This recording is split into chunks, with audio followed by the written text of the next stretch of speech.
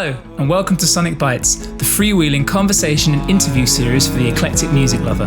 This week, we're thrilled to announce our fifth musical guest, Ned Stranger. 'Cause I've been holding back, I've been treading time, I've been missing holds on all the words I'm staring at. Ned is a singer, songwriter and guitarist born and raised in Sussex and currently living and performing across the UK. An avid songwriter from age 14 when his grandfather found an old guitar in his attic and mistook it for his father's, Ned spent the next 5 years honing his songwriting craft and breaking away from his classical upbringing on the violin and piano. After finishing a law degree at Cambridge University, Ned moved to London and formed the indie folk band August and After with close friend Vedantha Kumar, resulting in a wildly successful career including over 2 million streams on Spotify, performances at London Live and numerous BBC radio stations, and a tour of Europe. Ned regularly travels around Europe to write, record and produce new music. His latest releases, Berlin in the Spring and Forever Lost, were recorded in Paris with producer Jonathan Lefebvre-Reich, and he has just returned from a writing session in Oxfordshire with producer Pat Boschel. His latest single, Gentle Words, was released on October the 23rd to glowing reviews. Ned is also an author of short stories and runs a successful YouTube channel documenting his songwriting experiences. I first met Ned back in 2018 on a flight to Ibiza for a wedding we were playing as part of Truly Medley Deeply, and was immediately blown away by his pure yet powerful voice and great stage presence. Once we got talking and I had a chance to listen to some of his own music, I became a fan straight away. His unique lyrics combined with extremely fine-tuned indie folk sensibilities make his music some of the best in the genre and really stand out to me as an example of masterful songwriting. In this episode, we discuss Ned's songwriting process, online streaming success, co-writing versus writing solo, how to finish unfinished songs, and much, much more. As always, if you're enjoying the podcast, it would mean the world to us if you could follow us on Spotify, Apple or Stitcher, or subscribe to us on YouTube, as it really helps support the show and goes a long way to helping us make even more freewheeling content. We hope you enjoy it. Nice. Do you want to clap one more time for reference? Or I can do one. Yeah, second clap. Let's go. Don't clap at the same time. You go first. Okay. We're not doing this again. we had this the other day. We were just waiting for each other to clap, and then there was like another guest as well, and we were like, and then when we came to actually clap, we all clapped in the same time, and that was just like really unhelpful. Yeah, I wanted to sync it because you got different files to sync up and everything, and they're all just slightly off it. I'm sure you sympathize with the pains of video editing. Oh, in terms of, you've got a YouTube channel. I mean, at this point we've already introduced you, but you have a YouTube channel, and I'm sure there's just I guess you edit the videos yourself as well, right? Yeah, there's a lot of, the hardest one I've had to try and do, and I didn't even finish it, and Leo will attest to this because I just kept asking for his advice, was syncing 3 versions of myself up. And the first time I did it, I recorded the song live and then recorded myself over the top of that 3 times or 2 more times, and that was an absolute nightmare. But most of them have been okay. They've just been a case of doing a clap, syncing it up, and then I realized that my Zoom mic was adding a delay. It wasn't a delay, it was like ever so much slowing down over time, and I've no idea why that is, but it was just a nightmare. So yeah, I'm guessing lots of budding producers like us are finding this out in yeah. Like while we're producing more video content than ever. Yeah. We found out what that was. It was the bit rate, wasn't it? Because we had the same problem where we did a 3-person podcast in a room, so we were all together. I used this microphone, which is sort of it's quite sensitive, and so it picked up everyone. And then the other guys were at a different bit rate, so I think it was like 24 versus 25 or something. So every couple of minutes, I was like out of sync, and then we had to like put it back again every 2 minutes and sort of like stick it back in. It was a right old faff. Oh man. But yeah, so I'll feel your pain big time in terms of the video editing and the audio stuff. It's weird because, you think time is objective, but when it comes to recorded audio, it ain't. Einstein was right. Yeah. Well, thanks so much for coming on the podcast, man. Really, really appreciate it. Thank you for having me. It's so nice to chat to you guys. So. Yeah, absolutely. So I mean, this I guess is only the second time I've met you, Ned. So I know it's this is you know, I've never even met you in real life, but hey. But I have listened to your music via the internet, so there's that, you know. it's absolutely amazing. I'm an absolute fan of all. Like, I was reacquainting myself with it today actually, and I've been sleeping on so many of your tracks, man. Like Berlin in the Spring, I can obviously physically attest to having been in Berlin in the Spring. It's a very absolutely nails it. Really big fan. And then I don't want to. I was guilty of doing this last time. I got the name of the song wrong when I quoted someone's song. But Airports, man, like, oh my God, what a track! In so many ways, like the acoustic guitar works fantastic, and the way it sort of just works perfect with the drums. It's got a real sort of like vibe and energy to it. And also obviously the lyrics are fantastic. The idea of sort of time zones and sort of passing time is such a perfect metaphor for sort of just spending time in an airport. And obviously, I mean, we first met in an airport, didn't we? In fact, we met in a queue to go to Ibiza on a plane. On the plane.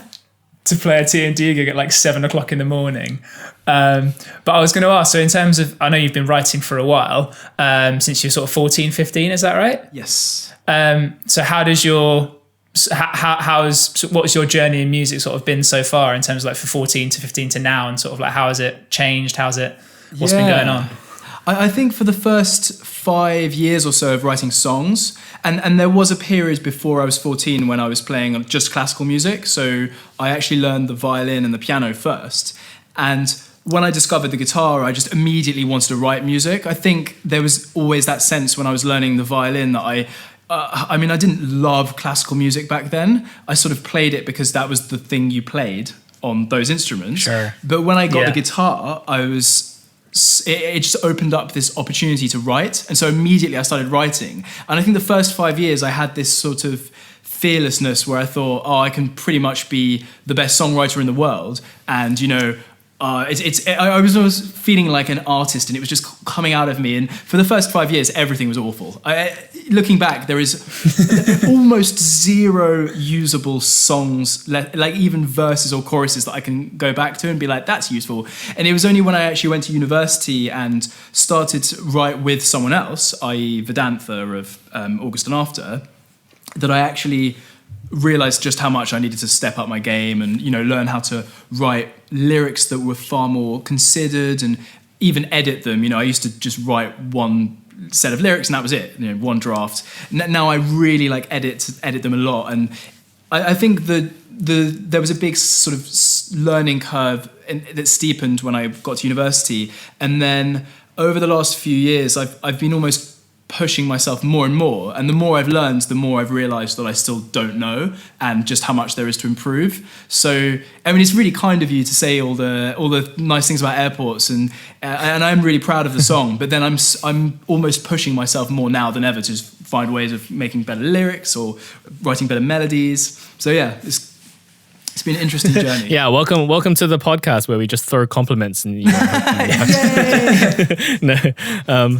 No, I'm actually quite curious because I came from quite a classical background as well, and then switching to guitar like around the same time as you did.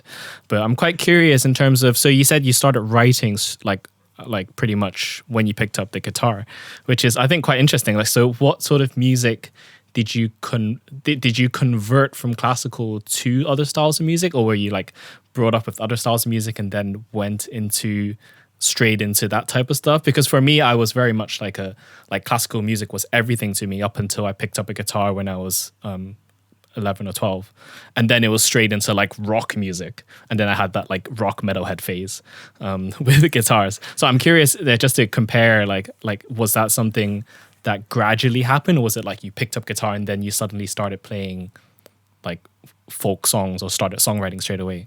It was, I did have a little bit of a transition period where for maybe 1 or 2 years I was listening to a lot of pop rock. I remember Sum 41, Green Day, those were the sort of first bands I got into. And when I started learning the guitar, I was probably more just trying to string chords together and, I don't know, sing over the top. I wasn't so much thinking, how can I bring in what I've already listened to into my writing. I was more just exploring the guitar itself. But then it was quite soon in that process that I got into Muse and Radiohead, who were my favourite bands as a teenager, and probably still are, if I had to pick my favourite artists. And then I had a big sort of phase when I was at school wanting to basically be Matt Bellamy, because I had a 3-piece band and I was getting into the electric guitar instead. So for most of that time I was actually playing the nylon guitar,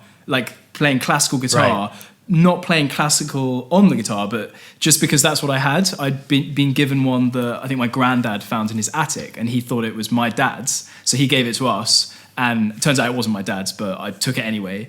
And so that, in a way, was quite good, because I was learning stuff that you wouldn't normally play on that guitar, and it's meant that I've got like a really weird style, which isn't great in terms of technique, but it is good in terms of just like, I don't know, having a slightly different sound maybe. So yeah, I had a bit slightly different but like similar experience where I didn't have that much exposure to, I guess, pop or rock music before I started learning. So a whole new world of that. Yeah.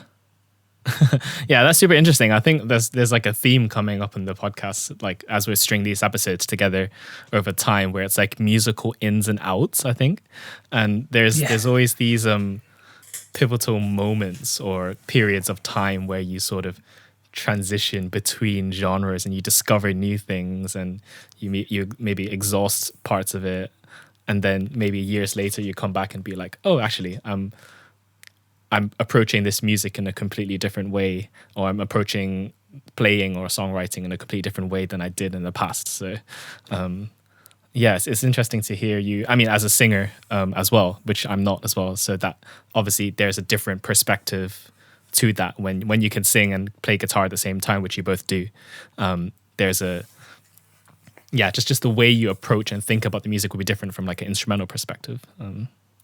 Very, very true. Yeah. And actually the other thing as well is that I almost had a difference of approach just from previously being classically trained and in a structure where I had to have like lessons every week, because you can just pick up the violin and learn it, but it's really dependent on proper training. You know, if you have bad technique, it just holds you back so much. Whereas with rock and pop music, it's almost a good thing. So I sort of had a totally different experience where I didn't have any guitar lessons. I've had one proper guitar lesson ever.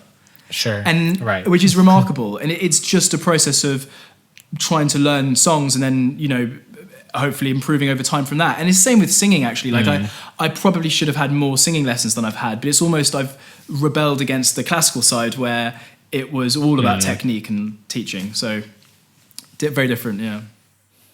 Yeah, I guess especially if you're doing that in your teenage years, there's a bit of that rebellious thing, you know. Oh yeah. Like when I was learning classical music, there was definitely that lazy period, like, oh, I'm just doing it for the sake of it. And then when you pick up guitar, you're like, oh, I'm just gonna like buy a Boss distortion pedal and like just go crazy.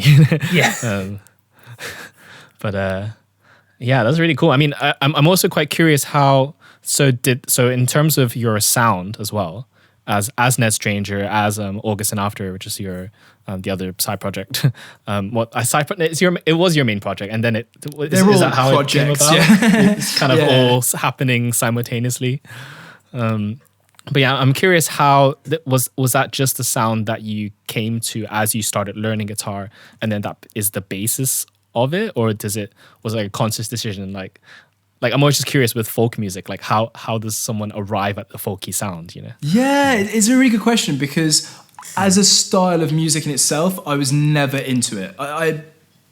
Sure. I mean, I don't love traditional folk music. I don't have anything against it, but it's not what I would listen to. And it was only when I met Vedantha that he opened me up to this other, you know, genre. And it's indie folk, so it kind of draws on the acoustic roots, but it is just a totally different genre. And it was artists like Bon Iver and Beirut and Radical Face and all these people that I wouldn't probably have gravitated towards, because I was always really into my metal and my rock. You know, I loved the drums, the electric guitar, like really powerful. And so it wasn't a conscious decision. It was more a product of collaborating with Vedantha. But then the other thing I did pick up from him was this sort of interest in actually learning classical guitar. after years of playing on a nylon and just learning Green Day covers on a nylon string guitar, which feels like a bit of a waste of like all this beautiful, like Paco de Lucia and all that. So I sort of went off and really explored the guitar in more detail, and actually with the solo sound. At first, I wanted to explore a more electronic sound because, partly being in Berlin when I first launched, and doing some recording with our producer in Paris, who's always had this like desire to go a little bit more down the synthesizer route, and there's a whole like wonderful French techno scene that he wanted to explore. I sort of did that a bit first, but now I'm really returning to my classical guitar roots because I don't know, it just feels like such an interesting texture that you don't hear that much on rock or pop music. It's you get it in bits, but so none of this has been a conscious decision. It's just been, the people that I've met at the time and what they've been interested in, and collaborating with them and seeing what happens. It's really interesting. You mentioning Vedantha. So obviously you did quite a bit of you did writing together. I know you write solo as well. What in terms sort of comparing the two, what's it like writing music for yourself as opposed to writing music with someone else? Because I've found some really interesting sort of things writing collaboratively. I was wondering how you sort of found it as well. Yes, it's a good question. I don't know that it's been hugely different for me actually, because I would always when I wrote with Vedantha, it was never that he would pull apart my vocal melodies that much, and sort of he would say, oh, I'm not so keen on that doesn't grab me. And it would, instead of changing it, I would almost just write a different song until there was something that he liked, and vice versa as well. So I'm almost in the same process now, but what I don't have is that person who can just listen to it and say, that doesn't really work for me. And it's almost a sort of filter, because if he doesn't like it, he's not going to want to go into the studio and record it. So now I don't have that. I'm almost relying more on my own intuition as to what makes it a good song, what the producer thinks if I'm working with a producer. So I'd send things to Jonathan, let's say, in Paris, and say, which of these demos do you like the most? And he'll say, oh, I love this one, I love this one, I hate that one's boring, whatever. And, maybe out of that there's one that he loves, yeah.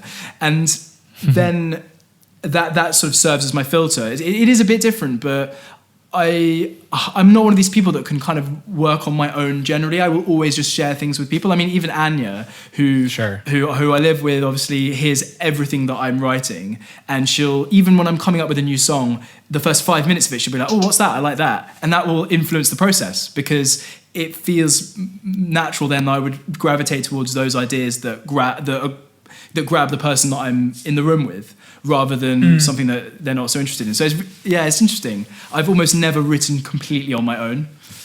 Yeah, that's a really that makes that it draws on something that I've been wondering for a while, and I've not really found a way of expressing it and sharing it with people before. But sort of I always think, at least when I write, that I always tend to write with almost someone in mind, not in terms of the subject of the song, but I do have people who, Johnny's one of them, where I'll write something and think would Johnny be happy with that? Would he be suitably impressed with that? Of course. But suitably impressed to he'd be happy to play that, in a live gig kind of thing. So it's interesting that even when writing alone, you do have these other voices in your head that kind of go now wait a minute, I wouldn't do that, or I wouldn't do that, or if it were me, I wouldn't do that sort of thing. And they it's weird, isn't it? How you are by yourself, but you have these other voices that almost edit as well, which is really, yeah. Definitely, I can so relate to that. It's almost impossible just to completely block that stuff out. And I guess songwriters who've been doing it for decades and are super experienced will just go off into their own head and explore. But yeah, I'm so with you on that. It's very difficult to completely detach from what will people think of this. And I don't know if it's a good or a bad thing, or if it's just a neutral thing and it just, it's just part of your writing process, because I do think there needs to be some level of filter, especially for me. I still feel like I'm exploring my songwriting, and I still have so much to learn. It's good that I'm almost analyzing at the same time, because otherwise you need a bit of just complete artistic freedom, but then I also want to try and develop as well. So it's important to keep analyzing. So yeah, it's a tough one, isn't it? Because you almost have I was watching an interview with John Mayer again, where he was sort of talking about he does a lot of writing sort of like looking in the mirror, not in a sort of narcissistic way, but just in the kind of like, if you can sort of look at yourself in the mirror and believe yourself singing the song that you're singing, it's almost like it's almost like a weird kind of like self-exploration, like that you've got to almost believe, you write for a persona or an image of yourself that you have, and you see yourself singing a certain type of song, and so sort of like it's partially to do with what you think other people think of you, and also sort of the way you kind of see yourself as well. That like I wouldn't write a song like that surely, because that's not me. And then it's kind of like, it's like you're telling yourself who you are, and it's such a weird sort of like messes with your brain in so many ways. I mean, not to get too meta, but it's kind of like being on a Zoom call and recording a podcast and seeing your face. Yeah. And everything you're saying is like, oh God, I'm putting this on the internet, and yeah, and everyone's gonna hear my views about everything music. Recorded forevermore. Yeah. So, sorry, go on. No, you go. You ask the questions. I was just going to, for free to ask questions as well. I will. But in a bit, yeah. So obviously August and After has, I mean, just looking, you have like Wolves has 1.5 million streams on Spotify. Stream has over 1 million streams. Not sure whether that was intentional. You should call it streams. But, yeah, streams. So unambitious. Yeah. My song will be called Spotify Playlist. And we'll see how it goes.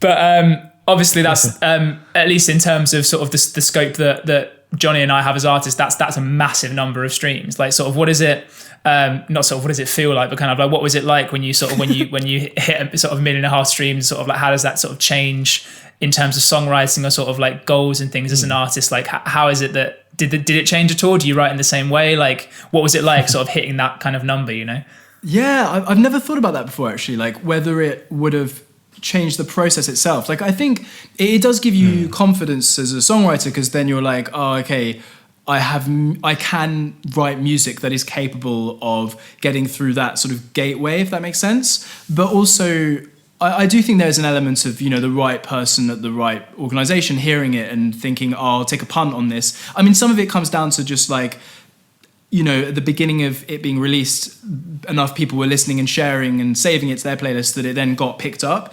But I do think also that you have to remind yourself that there is an element of chance to it as well. And, I already felt like Wolves, for example, which is one of Vedantha's songs that he wrote the melody and the lyrics for, we already knew that was a really beautiful song. And the first time I heard him play it, I was like, that is a winner. Like we have to go and record that in the studio. And so I guess it hasn't affected the writing process so much. It's just more a bit of like confidence that that's sort of possible. I don't think when I launched as a solo artist, I really leveraged that enough. I almost saw myself going back to square one and starting again as a new songwriter. And I don't think that's a completely bad thing, because it has forced me to think, how can I improve much quicker? And I'm almost forcing myself to work a lot harder.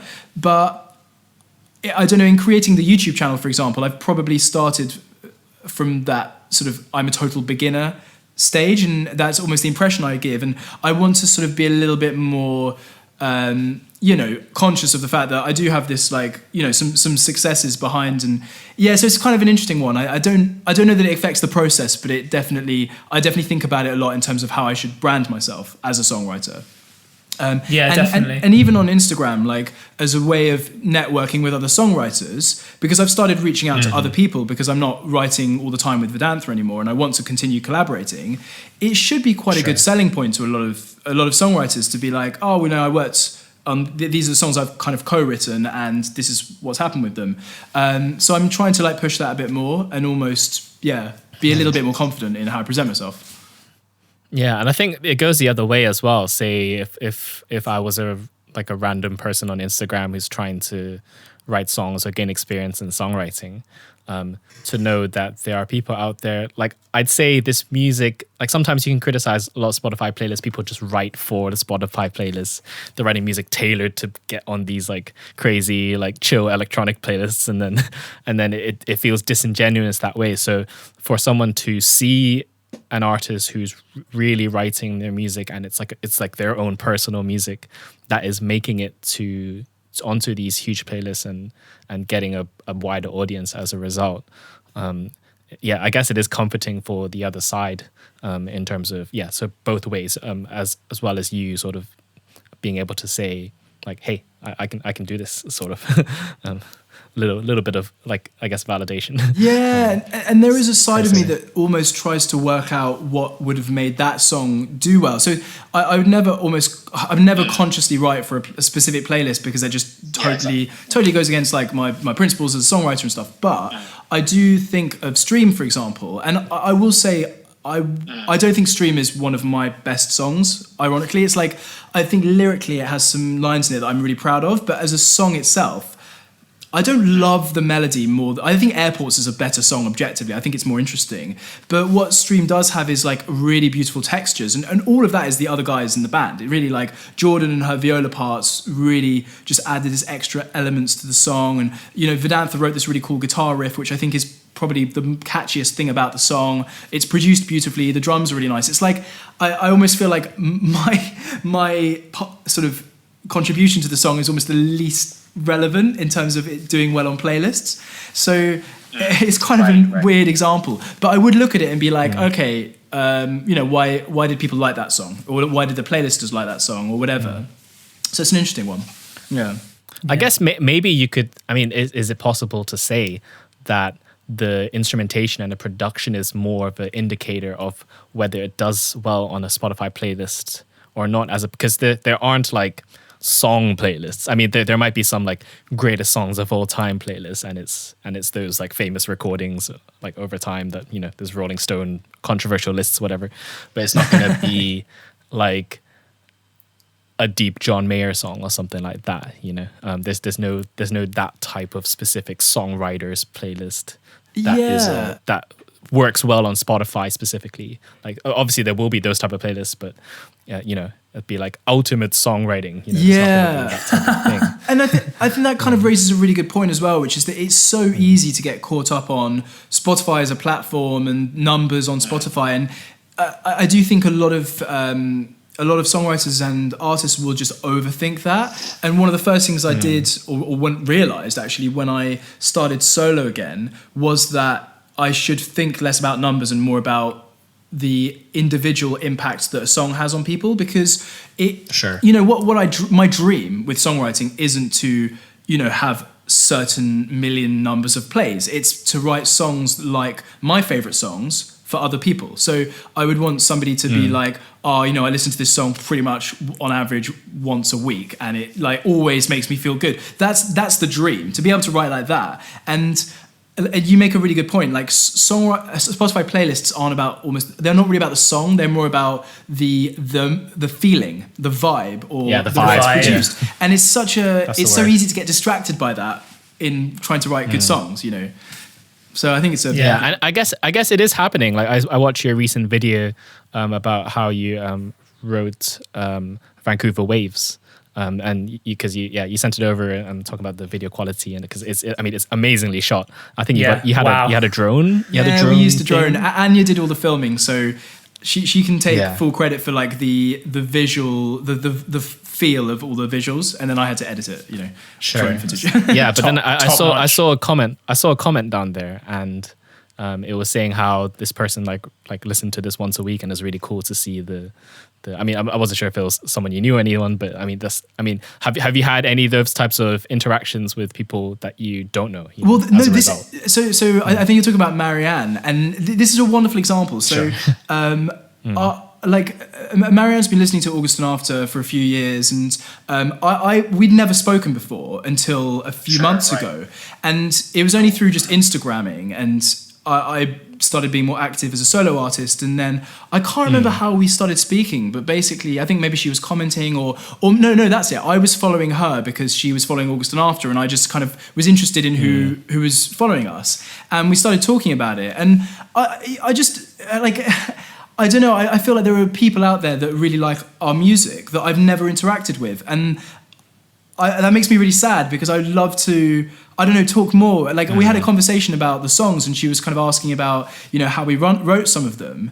And I was so touched by how interested she was in this, and I had no idea that somebody would take that much interest in the process. And so I speak to her relatively often, actually, and she's also started songwriting herself. So it's quite gratifying to just talk to somebody who's starting out and, you know, give her a bit of advice or whatever and bounce ideas. But yeah, no, it's really that sort of comment is the best motivator for doing this. And I'm sure you guys feel the same. You know, actually getting like real feedback from people is just so powerful. Mm-hmm. I had a really... I mean, sorry, you go first. Oh, I think you were here for this actually. So I had a similar thing, not in terms of someone actually coming up, but we went to a music concert of some of our friends. It's called Rhapsody. It's for the UCL Live Music Society. They put it on every year, and we sort of came back as veterans because we were there for the first one, and we go back every year just to see how everyone's getting along. And they played sort of songs from alumni of the society in the break, and they played one of my songs that I'd written, and I was sitting in front of two girls, and they were like trying to, it wasn't on Spotify, but they were trying to Shazam my song, and they were like, who's that by, who's it by, they were holding it up, and I was like, and it was just the most, like, it was an amazing feeling and the most humbling sort of experience that like something that you write amazing. And create, someone else is like trying to find out about. It's just such, you know, I couldn't agree more. Did you basically do like a human Shazam where you just like said your name and the name of the song out, and you like you hold the artwork up and you're like, this is EKG under a blue sky? I was not embarrassed, but like I was quite shy about it because they were sort of like, they were really looking for it, and I didn't want to be sort of like, this is me kind of thing. So it was so like, but it was just really just to watch. It was such a humbling sort of like, you know, just so cool. It's a genuinely touching moment when someone enjoys your songs, you know. But I guess like to sort of circle back to the Spotify thing, and sort of Spotify playlists and things, I guess that is one of the reasons maybe that if you're writing lyrics and sort of lyrics and being a songwriter is the main focus of what you're doing, I think sort of within that it's just naturally a kind of, there's a level of controversy and a level of taste and things that doesn't necessarily happen in the same way for music that's creating a sort of a vibe. If you've got sort of like lo-fi electronic music that you've just got on to chill out to, it, like, you know, sort of it doesn't hit you in the same way as a certain lyric can. And if you know, and also you've got sort of singing voices and the tone of someone's voice, all of these things have to sort of come together in order to convert someone to be a fan of that type of music. Whereas less so maybe with music that's written for Spotify playlists, because it's almost designed to be as inoffensive as possible. Very true, yeah. You know, and so it's almost, and I guess there's that vibe of being a singer-songwriter, of sort of having that, not anti-establishment's the wrong word, but sort of having that outsider sort of perspective and sort of being not necessarily down on your luck and sort of hard done by, but there is that sort of level of sort of grassroots sort of vibe to songwriters, and you have to have that kind of like, you know, a lot of very famous songwriters come from being, you know, from being very poor or having a very hard upbringing, and they channel that into really powerful songs, and so it's almost like a badge of honor that, like, you know, if you're not struggling on Spotify at some point as an indie artist, sort of like you're not doing it right. Yeah, that's very true. You know? Very true. The struggle is part of the arts, I think, for sure. Yeah, definitely. Like you've definitely got to have that kind of like that level of, you know, drive and fire to sort of like, you know, to create it, I suppose, to create the wonderful art. What I was going to ask, so obviously, I know you went to Cambridge, and obviously the way that we met was through Truly Made It Deeply and TMD. So sort of what is your experience of sort of playing like A through TMD and just playing in sort of function bands and sort of that, having that experience of playing, like how's that sort of shaped your songwriting career, so it's just your life in general as well? Yeah, so how has playing Mr. Brightside changed how you write songs? Yeah, and Sweet Caroline again and again and all again. My songs sound like that. Yeah. Thanks to Nick. Yeah. No, I think hell Nick Goodwin. Yeah. So all my my sort of first foray into like function music was actually at Cambridge, because Vedantha and I found out that you could get free access to a lot of like the May balls and like the parties that happen by playing. And so we formed this 7-piece folk band called What the Folk. And both doing that, of course, classic. And so doing that and doing a guitar duo that did a lot of covers. So we used to play like Muse and I'm forgetting all of them. Basically, we did like covers like Muse and Bon Jovi and stuff in Spanish guitar style with lots of harmonies.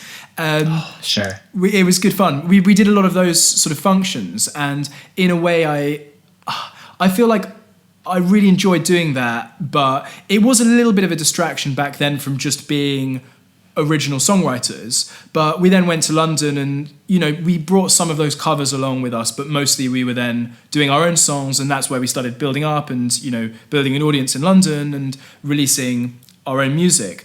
It was quite nice to come back to almost the function scene when I was living with Nick and he got me involved, and, we did loads and loads of gigs and stuff.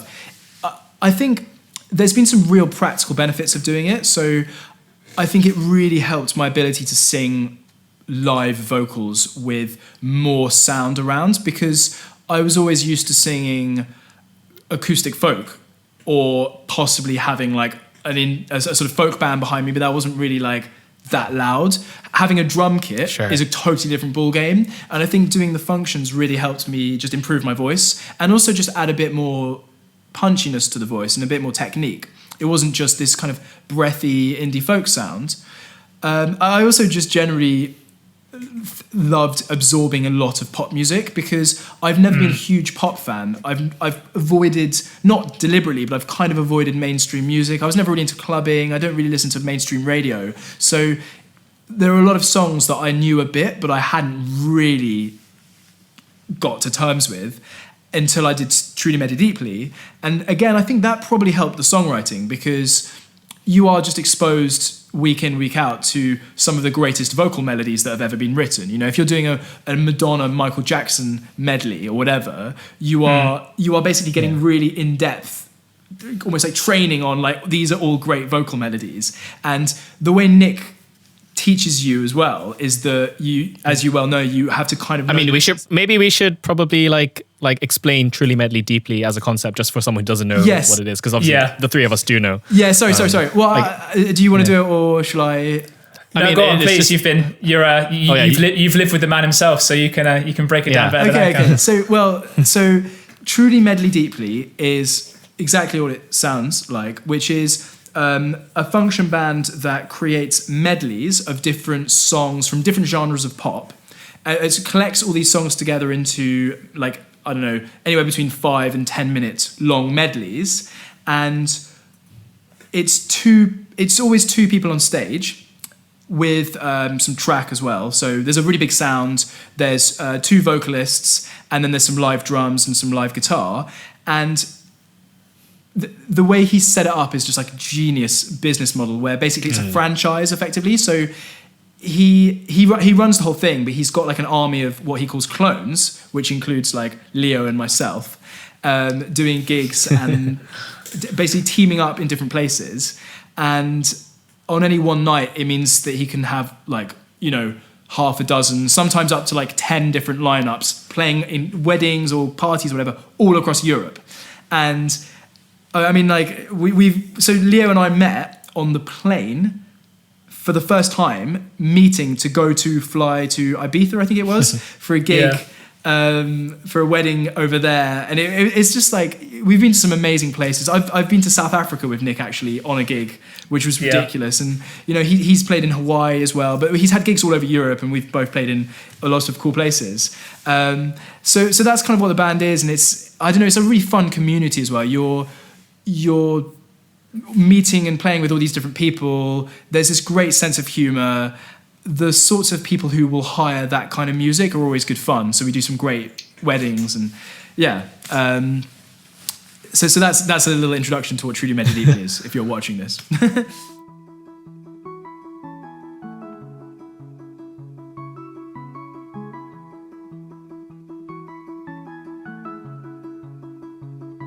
You never had to ask, I never had to try.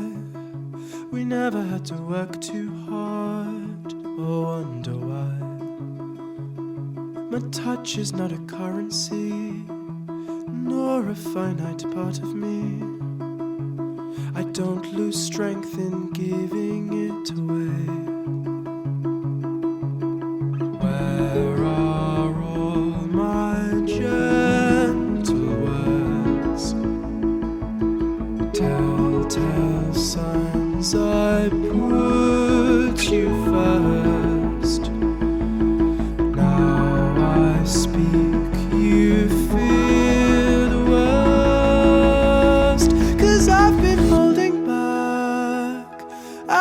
treading time. I've been missing holds on all the walls I'm staring at, and I know you know.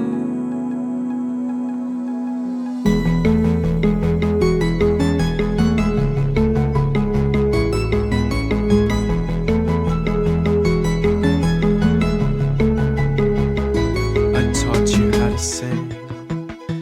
You taught me how to climb. I taught you how to live your dreams and conquer anything.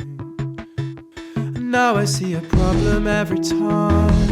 Effort is a dirty word, and I'm already somewhere else. Where are all my gentle words? Broken on the rocks below, higher than my time is worth. 'Cause I've been holding back, I've been treading time, I've been missing holds on all the walls I'm staring at. I keep giving up, blame it on the rough, but the cracks are there to help me raise my game. And you know I know.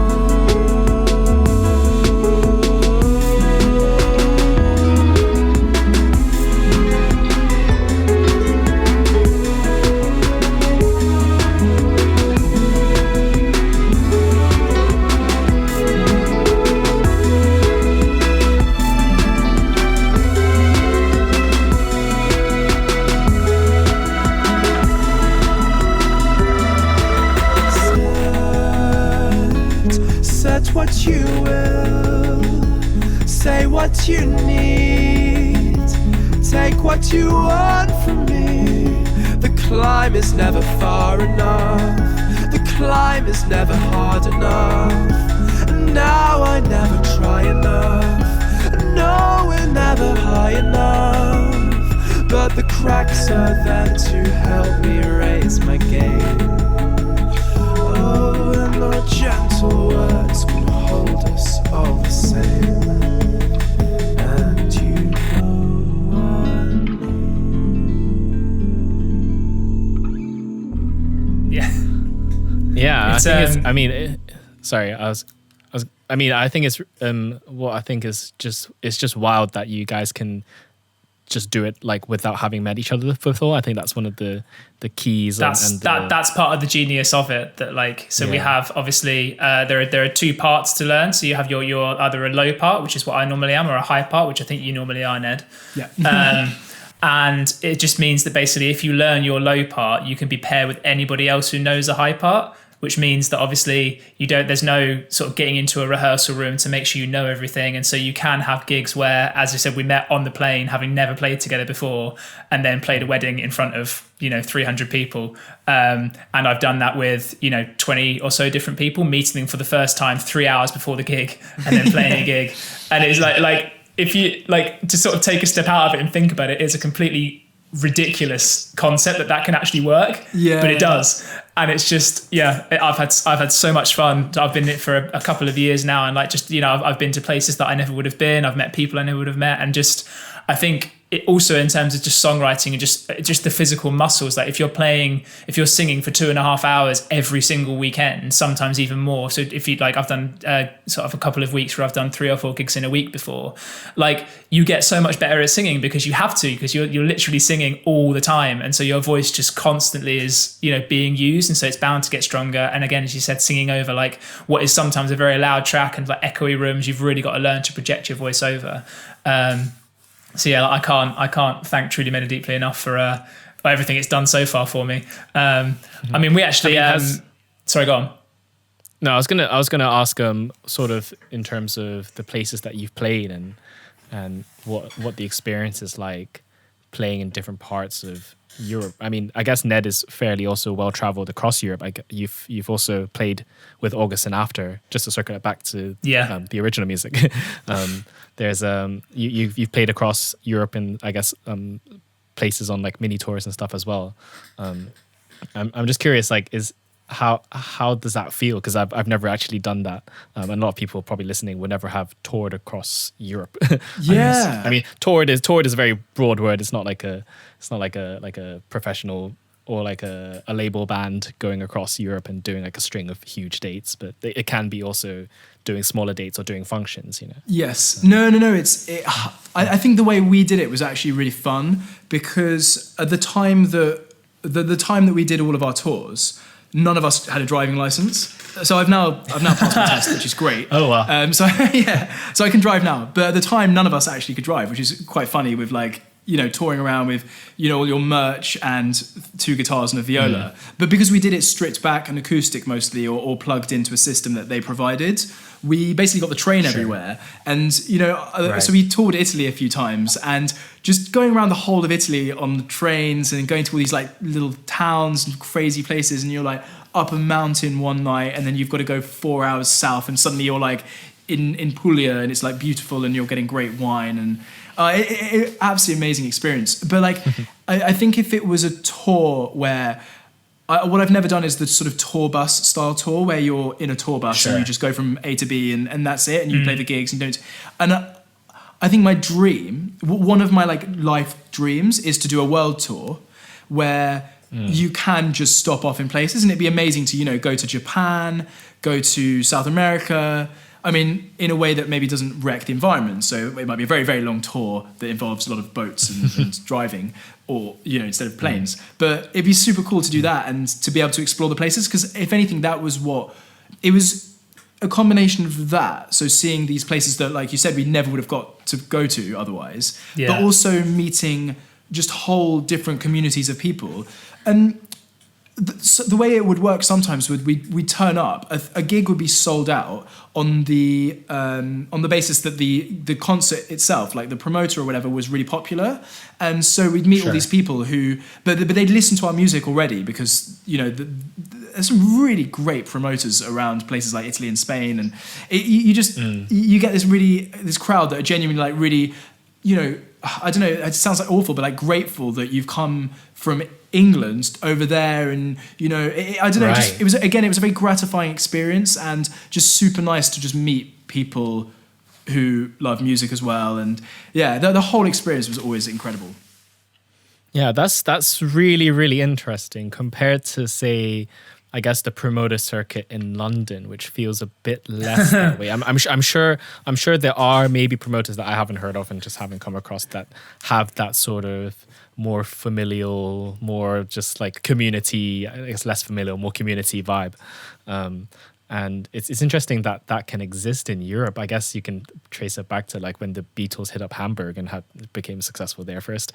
And I know like jazz musicians in the in the US that I follow, like sort of their vlogs and their Instagrams and stuff, but they go over to, they can just book tours in Europe, and there'll be people there to, maybe they've heard their music slightly before, so maybe that was the case for you, maybe not, but they would just be like, hey, where can I play in Italy or in Germany next month? And hook me up with the promoter. And I feel like, I don't know, I feel like that must have been just a wholesome experience, to put it in that type of like language. Yeah. To have that, to do that. I think also that, I don't know, I was listening to this podcast the other day that Adam Duritz from the Counting Crows, he was talking about his experiences going to Europe to tour, and obviously they're from America, the United States of America, I should say. And he was saying that like he just spent I think a couple of months just meeting up with promoters to talk about how they could, you know, spread Counting Crows in their country. And there are so many promoters in all of these countries that you never get asked for like their actual opinion on almost like a marketing strategy, like how can we set up a really exciting tour. They just kind of get told what to do a bit, and they're all these really talented people with wonderful connections. And I saw that firsthand, especially in Italy. There were just some really interesting communities of people that do really cool things and really beautiful nights in unusual venues and stuff. And same in Spain, actually. And so I do think there's almost like an untapped opportunity there. And I think we were so surprised to find that this was even a thing. We got a Facebook message from somebody being like, "Oh, do you want to come to Rome and play a gig?" That was the first step towards building a tour. And at the beginning, we were like, "What? We have to go to Rome?" And looking back, obviously that's amazing, but it just felt like such a surprise that even existed. So I do think that post COVID and all that stuff, hopefully, one of the things I really want to do is just work a lot harder to try and set up tours, because again, like, it's a great way to build an audience and different people as well. I still have friends that I made in Italy who love August and After, and I talk to, and it's so, again, it's gratifying is the word. Yeah, that's incredible. I think one of the things that I've learned sort of over the years, so I work in music publishing and also just tracking some of my favorite artists and how they're doing in the business per se. It's interesting how territories and countries and different cultures, I don't want to say leveraged because it feels like you're taking advantage of it, but it's like the nicer way to say the word leveraged. In ways that your music can operate in such different ways in different countries. So a guy making beats in his bedroom in LA can make these amazing like R&B songs, and they'll blow up in like Jakarta, Indonesia. Is it Malaysia, Indonesia? Anyway, they'll blow up in Jakarta, and then they have these massive audiences just like all across the other side of the world, and like it's like that. You don't necessarily plan that type of thing. Like you wouldn't have planned your music to have made an impact to a small community in Italy the same way. And how could you? Yeah, exactly. Yeah. I wouldn't be like, Italy is the country for indie folk. Yeah. Yeah, and it's not necessarily that directly accessible. Like you don't really know it's there. I'm just sort of hypothesizing because I don't really have that experience of being able to do that. But like I guess there is sort of like a language barrier in terms of you're not immediately able to see that audience or that community online per se, because it's like a different part of the internet. It's not the same places that you go to your favorite haunts online to scout out music or see how it's done in other countries.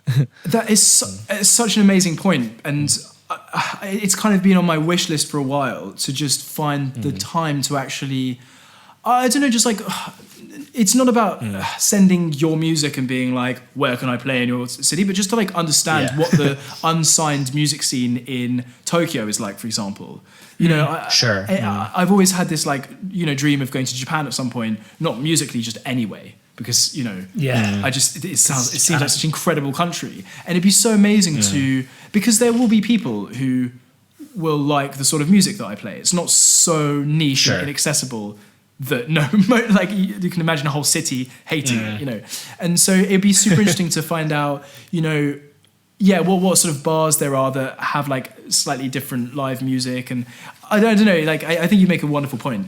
There's all these communities out there. We have no idea what they even mean, like what they're into, what musicians are playing there already, and there's no easy way to work that out. So one to watch. Yeah, and I guess with the online space it's like you're not you can live stream to anyone in Japan. I guess that's not off the cards. Yes, exactly. It's but I guess it's sort of not the same in these times in COVID. There's something about sort of physically going, and I also think just thinking about some of my favorite artists, or even just artists that are kind of, they are known around the world, like the Beatles, the Rolling Stones, Tina Turner.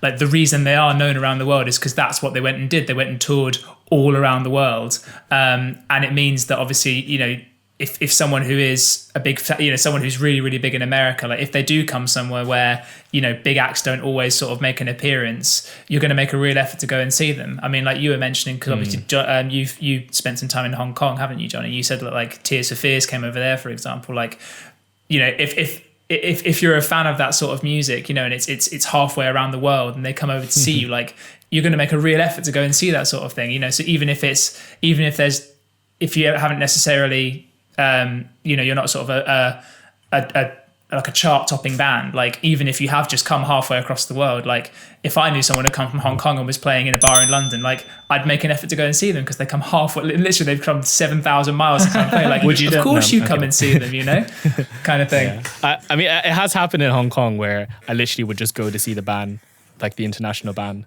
just because they were an international band and they came. You know, yeah, and they were there. Like in Hong Kong, you don't really get that many. There's like this one big festival that happens every year that sort of sucks up all the international talent now. So which is a bit, it's both good, but also sort of bad for like the individual gigs and stuff like that. And it's obviously more complicated now, but you literally just go, like I went to see this band called CSS, who's just like this random like Brazilian pop band. And it was just absolutely wild. And I've been fans of them ever since. And so it's just interesting to just that sort of cross-border impact that can just spontaneously happen. You know? That's interesting. I also, because the COVID thing basically coincided with when I was just launching my first song as a solo artist, and that's when I was going to start properly gigging. I just had totally underestimated just how useful it is. Not just useful, obviously, it's very, very like... You know, it's a great part of the process anyway to like play gigs, but even just, you know, reaching those first few like listeners with a new thing, it's so powerful. And well, it's just interesting the way you sort of talk about your experience going to see CSS in Hong Kong and then just being like a fan of them ever since. And, you know, like most of my favorite bands, I was kind of into them. Then I saw them at a festival and then I was like, I absolutely love Elbow or Bon Iver or The National or whatever it is. And and that's that's something I'm only realizing now is just how much I've taken gigs for granted actually as a way of just falling in love with music or at least, you know, connecting with an audience if you're on the music side. So, I can't say how much I miss gigging. Like it's just to have that kind of like, because I've done a couple of live streams and I've done some online stuff, and it's just to have a live reaction with an audience it's a completely irreplaceable feeling, really. You know, even if it's just like 3 people clapping, like just as opposed to just hearing, or looking bored, you know, or throwing stuff at you from the stage. It's like get off, stop playing Wonderwall and Sweet Caroline again. But like just to have you know, it's just that versus just like a screen, just looking at yourself playing and then finishing and then just like having just like, okay, and now I'm going to play my next song. Like, you know, it's one of those very like it's a.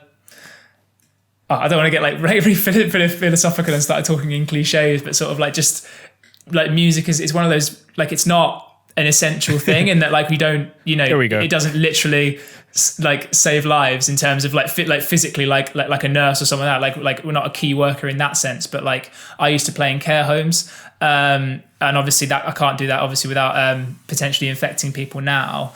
And just seeing people's faces light up when you sing a song that they recognize, or like, you know, or just even just coming and saying hello, just someone who's come from outside and just comes and shake your hand, hello, nice to see you, you know, I'm going to play a bit of guitar for you today. Like it's an indescribable amount of difference, you know, to people's lives. And so, yeah, it's definitely something that I'm sort of looking forward to getting back to, you know, as soon as possible, as I'm sure you are as well.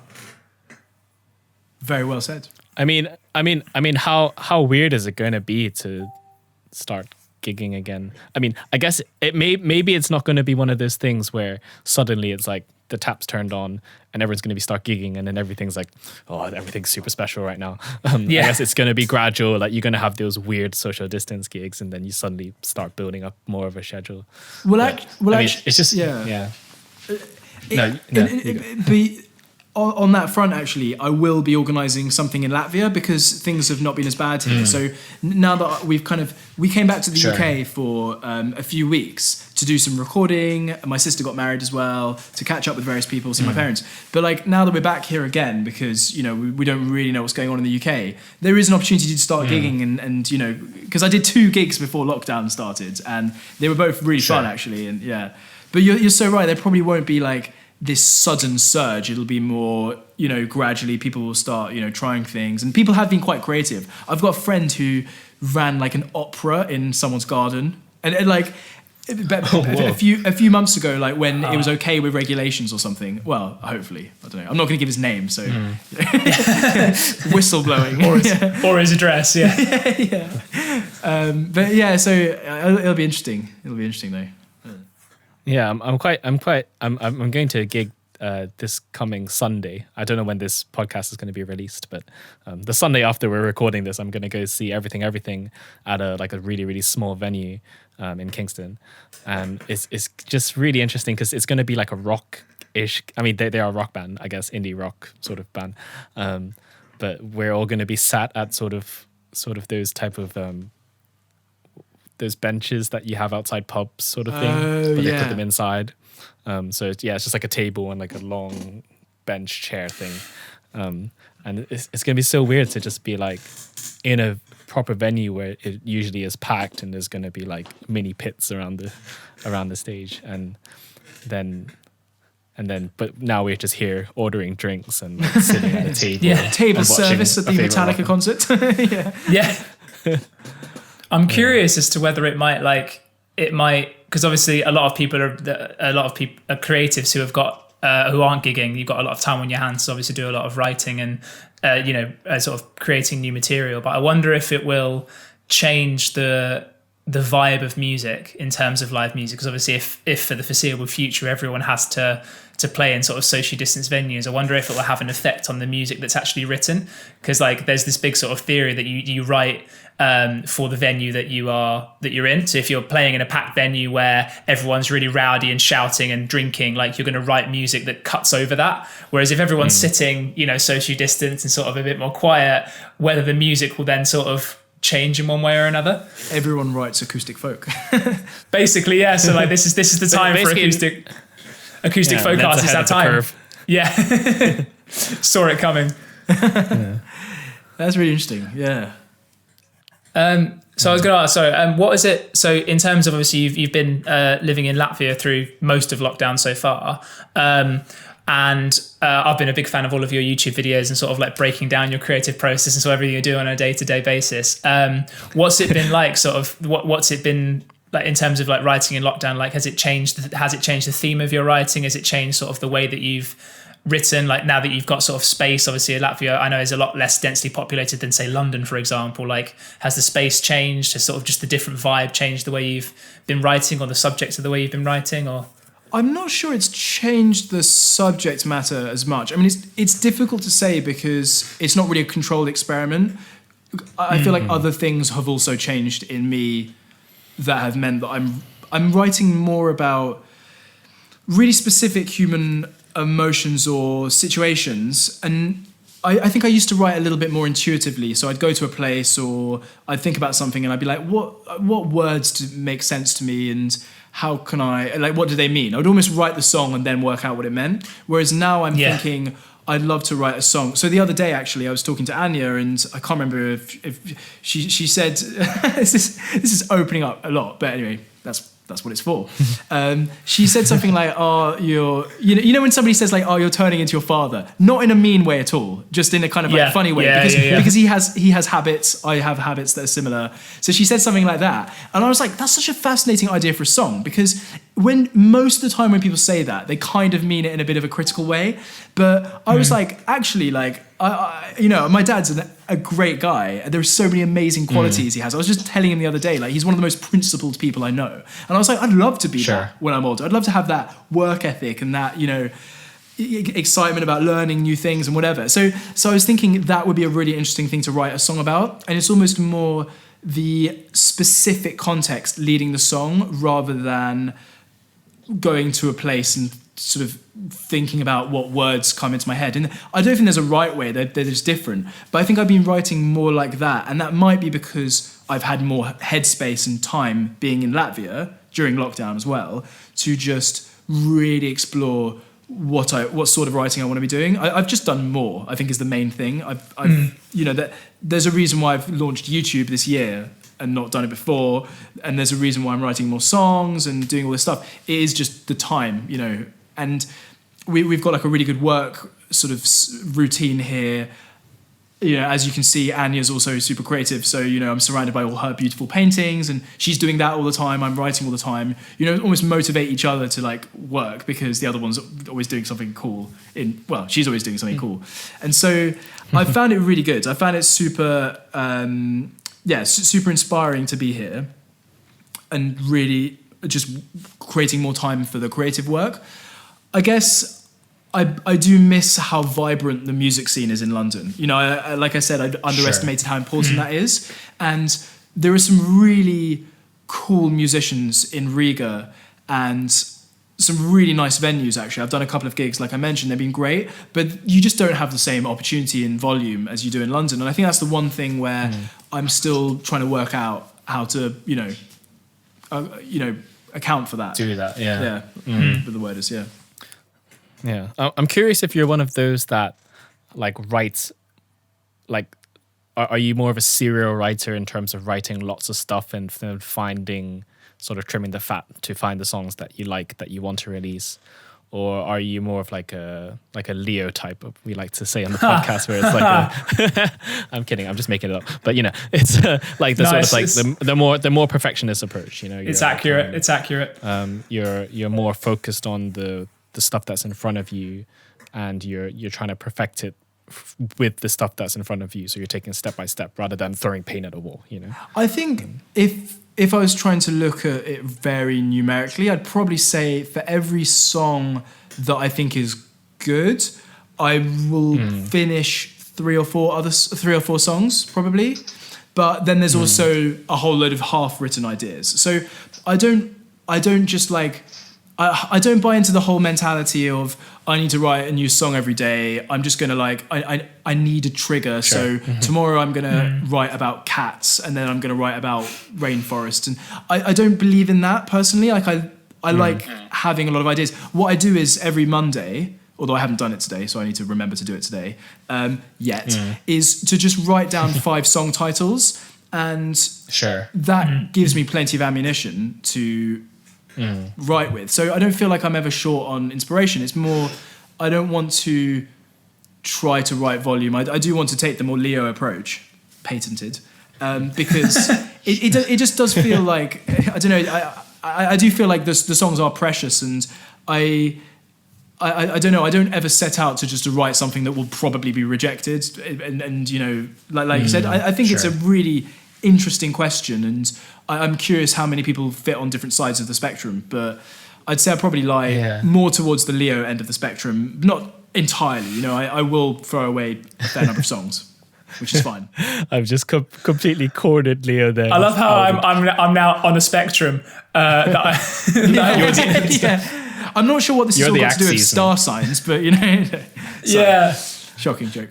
I'm curious. Yeah, because I'm trying to improve my songwriting in terms of, I mean, not in terms of like words, but just in terms of musical ideas.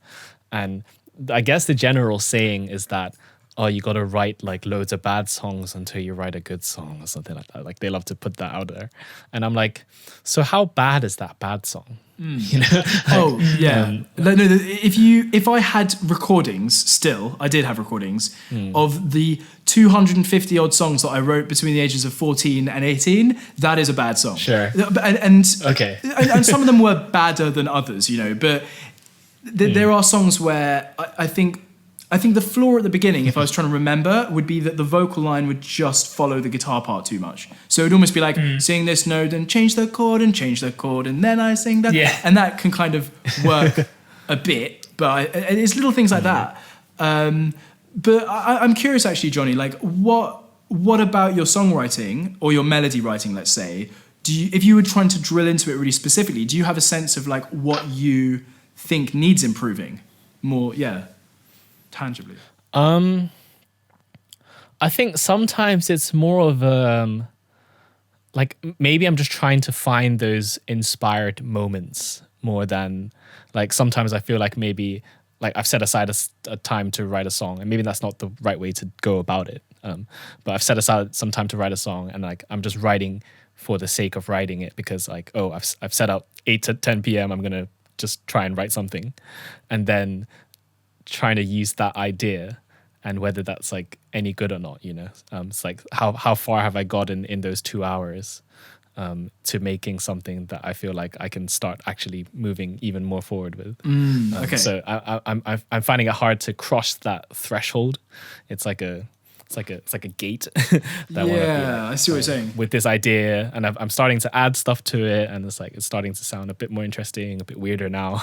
Yeah. When is it that point where it even reaches like I guess it's a multi-vector sort of thing with the hand motions, but there's like the bad song, and then there's like the quality, which is really subjective, but the quality of the song, and then there's like how developed it is. And I think those exist on different planes, you know. Is this song not there because you just haven't developed it enough yet? Or is it because it's like... Yeah.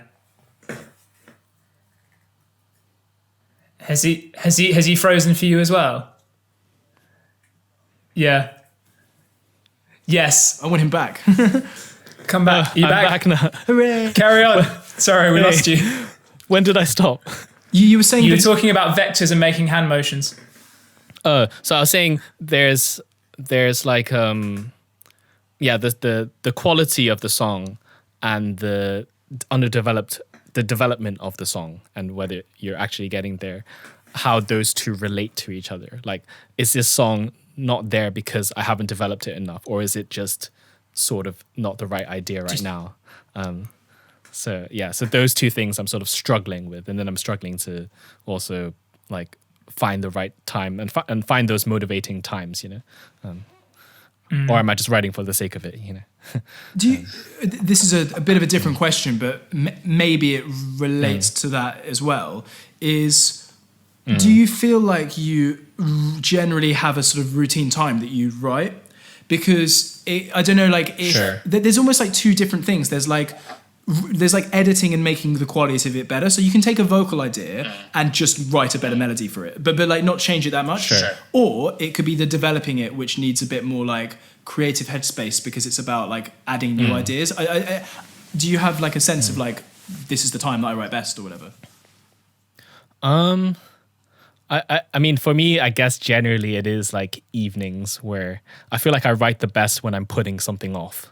So when I'm the best time for me is like when I'm really supposed to be doing something else, but I all I want to do right now is play guitar or like program this beat or whatever, and that's when I feel like the best stuff comes out, which is sort of a bit annoying, I guess, because you sort of to create, you have to actually be sacrificing something or being bad at something else or unreliable somewhere else.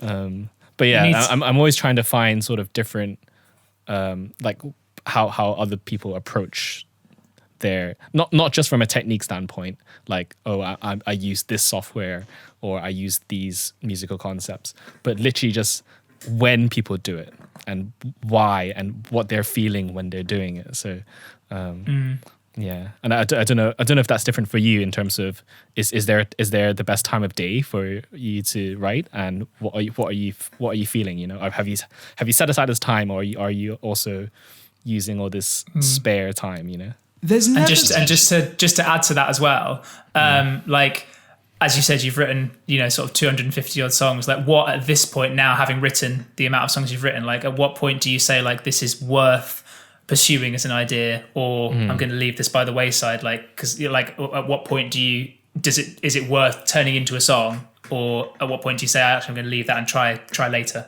Yeah, so I'd say that the overwhelming bulk of the songs that I've written were in the past, and there was a bit of a watershed moment when I went to university, and since then I've still written, you know, like in that time, pushing on maybe nearly 100 songs in that time. But really, if I get to the stage where I have a verse and a chorus for a song, it's basically worth working on. It's sure, and they still get chucked, and you know, I I sent, I think, like 9 or 10 demos to my producer, of which he chose like 3. That's the sort of ratio of that. But then there's other songs as well that I didn't even send him because they just weren't really demoed enough or whatever.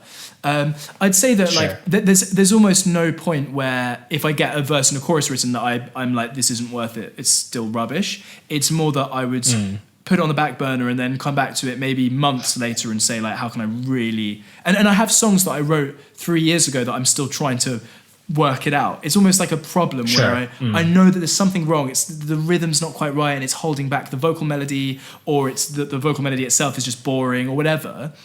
And I'm trying to fix that. I'm probably going to do a YouTube video about that, actually. I'm definitely going to do it soon. It's a video I wanted to make for ages. Like, I can't write the song. It's been 3 years or whatever.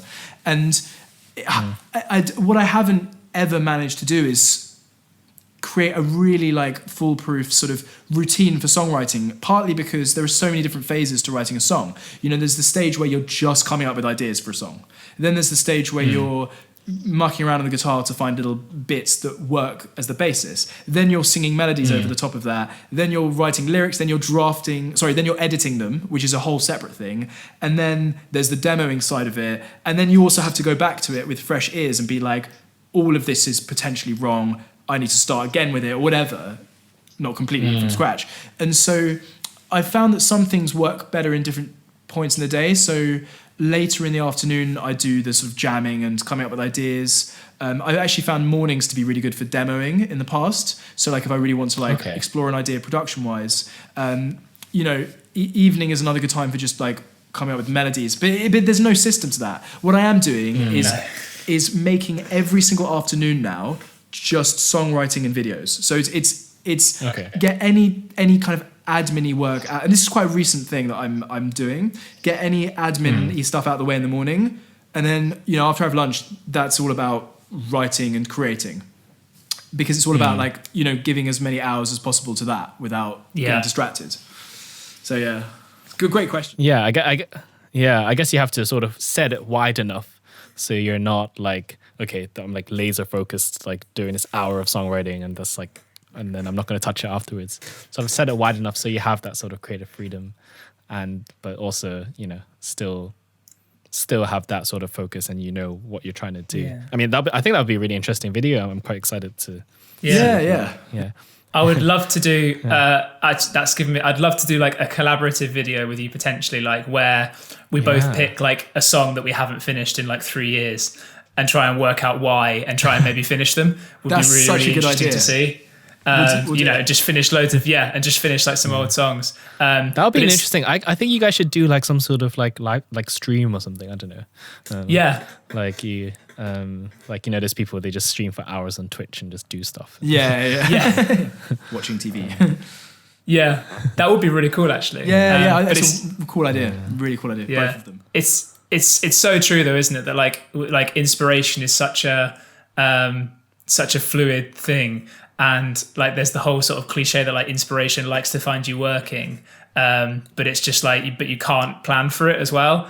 Like some of my best ideas come at like 4 o'clock in the morning when I've said to myself, I'll just play like half an hour of guitar before I go to bed, and then I'm up for another 4 hours doing something, and then at 4 o'clock in the morning I'll finally have the idea that turns into a song. And it's like, had I stopped at any point before that, I wouldn't have had the song. And it's just like but obviously there's so much to balance, and that you can't say like I'm going to be inspired from 6 to 10 o'clock this evening, but at the same time you do have to set time aside to like hope it happens.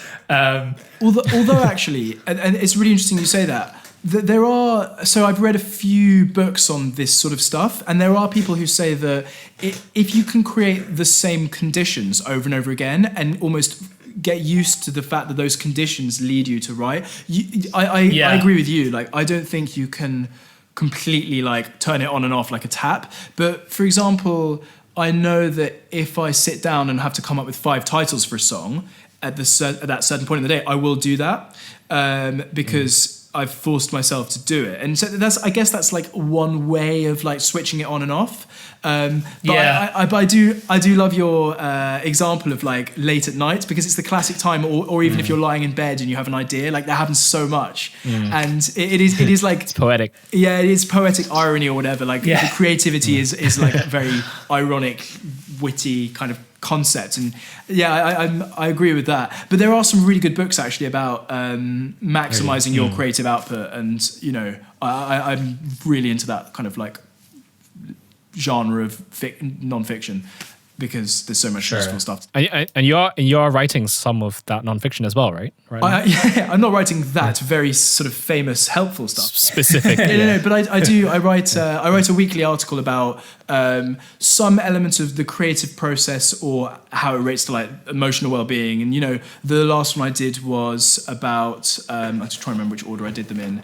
It was kind of like the difference between setting yourself a goal and understanding what your dream is. And you know, like the way I see it, a dream is this bigger, deeper desire that you have that you can't control. It's out of your control, but it's the thing you really, really want. And the goals to be useful have to be things that are completely in your control. So getting 1,000 subscribers on YouTube isn't really very useful to me, because there's so many variables I can't control there. Like people liking my videos, sharing my videos. What I can do is put up a video every week, or write to 10 people every time I share a video, or whatever it is, to build up to that. And so it's little things like that I love writing that sort of stuff. And I read a lot of that sort of stuff as well.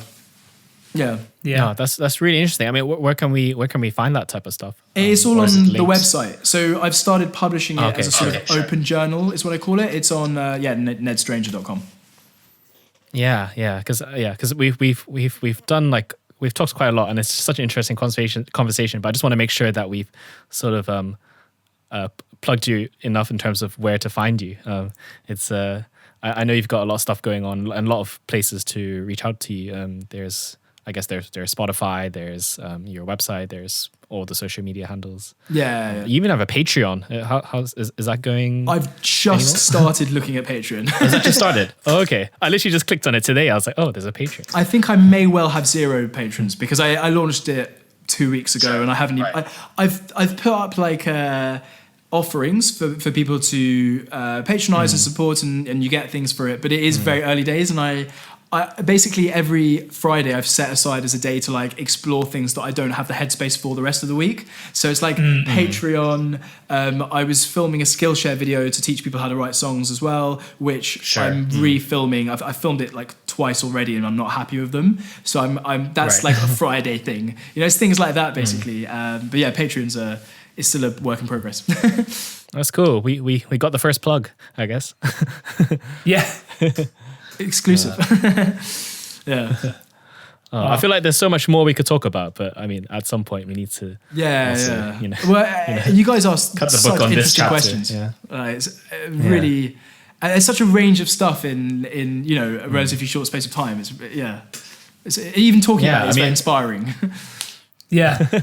I mean, we should probably get you on the podcast again at some point. You know, when we. I would love that. I think that'd be a really good idea. Yeah. Oh man. Cool. Well, thank you so much for coming on the podcast. Really, really appreciate it. We'd absolutely love to have you back on again.